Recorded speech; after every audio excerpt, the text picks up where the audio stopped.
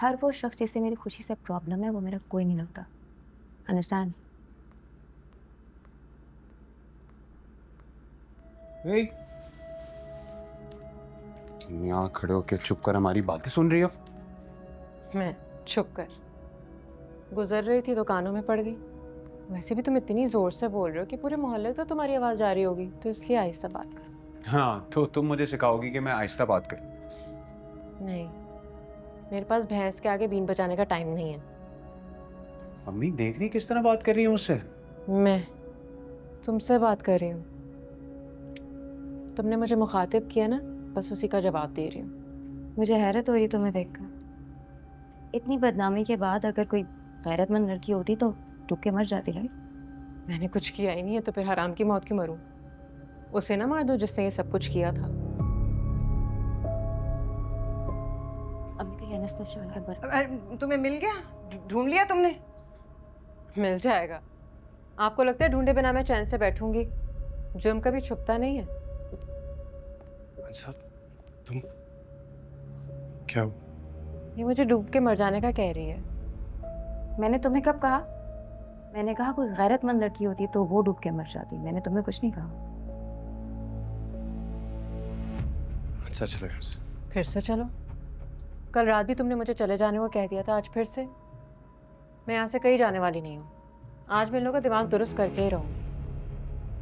रात में भाई बकवास करनी शुरू कर देता है, दिन में ये बहन। और ये जो तुम्हारी ताई अम्मी है, इनके तो बच्चे इनके अपने बस में नहीं है, अपनी मर्जी से कुछ भी करते फिरते हैं। और ये तशरीफ रख के बस सिर्फ तमाशा देखती हैं। अनस, अंसा चलो। अनस क्या? मुझे रोकने के बजाय तुम इन लोगों को क्यों नहीं रोक रहे जो मेरे साथ बकवास कर रहे हैं? तुम्हें पता है ना अनस, मैं किसी के नाजायज नहीं सुनती। क्यों बच्चे को मुश्किल में डाल रही हो? ये किस किस को रोकेगा? निकलती हो ना शहर में, हजारों लोग तुम्हें देखते होंगे, पहचान जाते होंगे कि ये वही है जिसकी।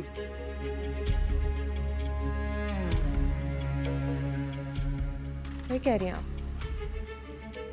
पहचान जाते हैं,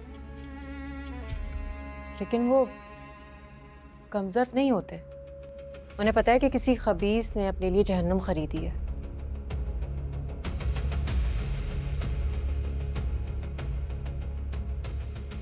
वो झूठी वीडियो बनाकर। अंसा, मैं कह रहा हूँ ना चलो। मैं जा रही हूँ अनस, तुम ही रहो, इनकी सारी बातें सुनो खड़े होकर। और वैसे भी इसके अलावा तुम कर भी क्या सकते हो?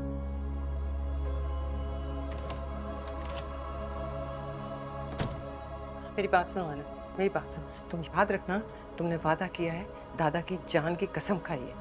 ये बात मुझे बार बार याद कराने की या दोहराने की जरूरत नहीं होनी चाहिए। तुम ये बात उससे नहीं कह सकते। तुम समझ रहे हो ना?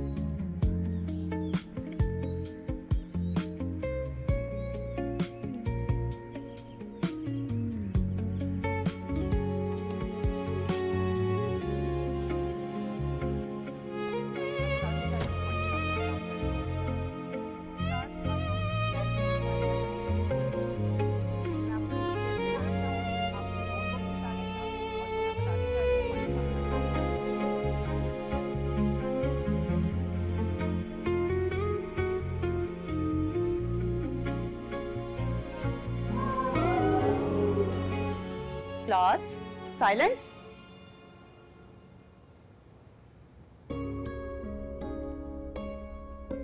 ये क्या हरकत है? वापस जाओ अपनी जगह पर।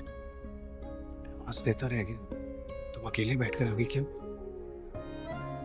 तो और किसके साथ आती मैं? किसके साथ मतलब? मेरे साथ और किसके साथ? फायदा?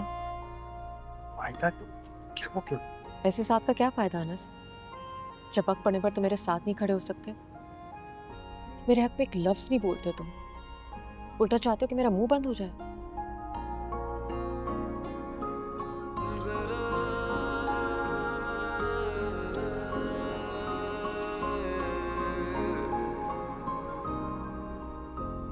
वाओ, तुम लोग लड़ रहे हो, सो क्यूट।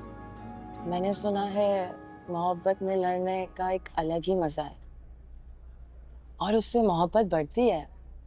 मोहब्बत हो भी तो ना। ईशा,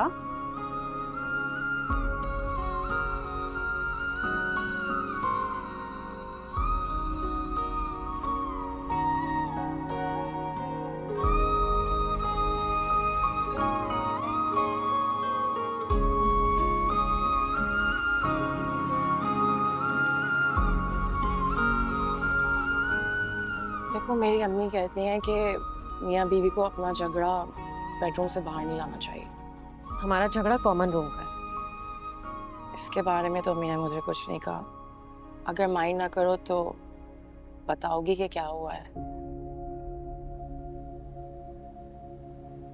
मैं चाहता था कि मेरे साथ आए कॉलेज, अकेले बैठ के आ गई है। मैं बस ये बात बुरी लगी। और हाँ, मगर इसे ये पसंद है कि मैं इसकी ताई और कजन्स की बकवास सर झुकाकर सुनती रहूं चुपचाप। मैंने ऐसा कभी नहीं कहा हमसे। ईशा, तुम्हें याद है मुझे क्या कहकर निकाह करके लेकर गया था? कि मुझे दुनिया की बातों से बचाएगा। दुनिया की बातों से बचना बहुत आसान है। मैं आज भी बकने वाले का मुंह तोड़कर उसके हाथ में दे सकती हूँ, जबान खींच सकती हूँ, लेकिन मैं इसके घर वालों का क्या करूं? ये चाहता है मैं अपने किरदार पर कीचड़ उछलता हुआ देखती रहूं। और बात सिर्फ मेरे किरदार की नहीं है, इसके किरदार की भी। ये कैसे सुन लेता है? मुंह क्यों नहीं तोड़ देते तुम? मुझे समझ में नहीं आता क्या चीज इसको चुप रहने देती है। क्यों नहीं बोल पाते तुम?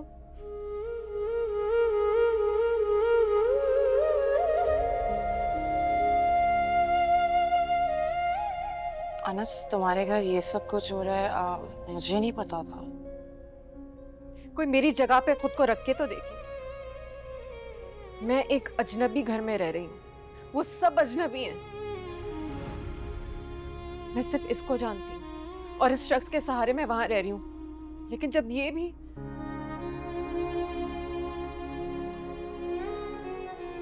मैं बहुत मुश्किल में हूँ ईशा।